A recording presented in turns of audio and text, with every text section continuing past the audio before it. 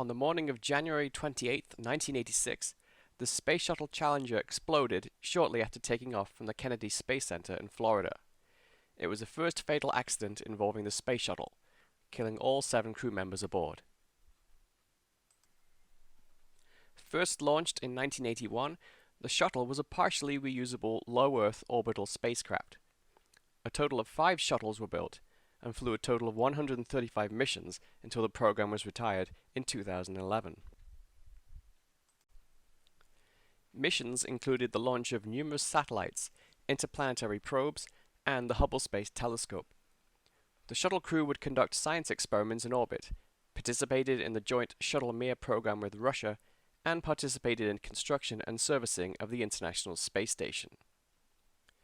During the 1950s, the United States Air Force proposed using a reusable piloted glider to perform operations such as reconnaissance, satellite attack, and air-to-ground weapons deployment.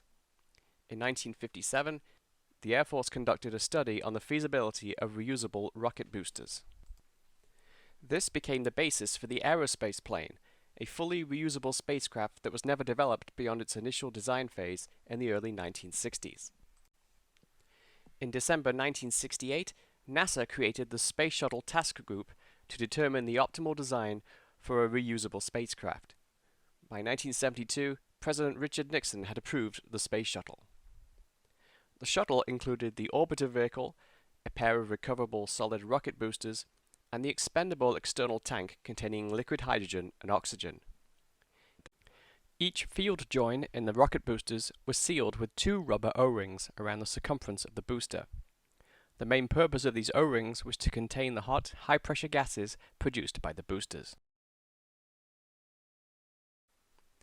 On April 12, 1981, the shuttle Columbia took off on the first ever shuttle mission, spending a total of 2 days in space after orbiting the Earth 36 times. By 1986, the shuttle program had undertaken 24 missions, 9 by the Challenger. The crew was announced on January 27, 1985. A total of 7 astronauts, including the first civilian, schoolteacher Krista McAuliffe, who flew as part of the Teacher in Space project. The air temperature on January 28 was predicted to be a record low for a space shuttle launch. The temperature was forecast to drop to 18 degrees Fahrenheit or -8 degrees Celsius overnight, before rising to 26 degrees Fahrenheit, -3 Celsius, at the scheduled launch time of just after 9:30 a.m. It was so cold that ice had formed on the launch tower overnight. The mission was delayed in order to allow this ice to melt, and at 11:38 a.m., 2 hours later than scheduled, Challenger was cleared to launch, with the air temperature at 36 degrees Fahrenheit, or 2 degrees Celsius. Shortly after takeoff, dark grey smoke could be seen escaping from the right side solid rocket booster. The cold temperature had prevented the O-rings in the rocket booster from creating a seal. Just 68 seconds into the flight, a plume could be seen coming from this location. A leak had begun in the liquid hydrogen tank of the external tank, causing the plume to increase in size. The flame then burned from the rocket booster into the fuel tank. 72 seconds into the flight, the right solid rocket booster detached partially from the external fuel tank. 1 second later, an explosion occurred in the liquid hydrogen tank, pushing it into the nearby liquid oxygen tank. The right solid rocket booster collided with the tank, causing a massive fireball that engulfed the space shuttle. The orbiter, now at an altitude of 46,000 feet, 14 kilometers, broke into several large pieces. The 2 solid rocket boosters separated and continued in uncontrolled flight until Mission Control initiated their self-destruct 110 seconds after the launch. The crew cabin containing the 7 astronauts separated in one piece from the shuttle. Approximately 30 seconds after the explosion, it began a free fall towards the ocean. On July 28, 1986, NASA released a report on the deaths of the crew, and it found that the findings are inconclusive. The impact of the crew compartment with the ocean surface was so violent that evidence of damage occurring in the seconds which followed the disintegration was masked. Our final conclusions are: the cause of death of the Challenger astronauts cannot be positively determined.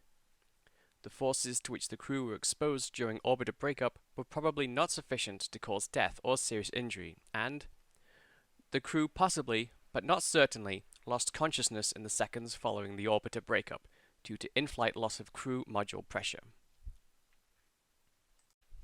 The effectiveness of the solid rocket booster's O-rings came into question. A January 1985 flight was the coldest space shuttle launch to date, at a temperature of 62 degrees Fahrenheit, 17 degrees Celsius. Analysis of the flight identified erosion in the primary O-rings in both rocket boosters. Engineers determined that the cold temperature had caused a loss of flexibility in these O-rings and decreased their ability to seal the joints. In fact, erosion of the O-rings occurred in all but one shuttle mission throughout 1985. A presidential commission was formed on February 6, 1986, to investigate and find the cause of the disaster. It determined that the accident was due to hot gas blowing past the O-rings in the field joint of the right solid rocket booster, and found no other potential cause for the disaster. It attributed the accident to the faulty design of the field joint that made it susceptible to damage in cold weather. The commission emphasized that both NASA and its contractor had overlooked evidence of the potential safety issues. Recommendations were made to improve the design to prevent the passage of hot gas past these O-rings. The Space Shuttle fleet was grounded for 2 years while the program underwent investigation, redesign, and restructuring.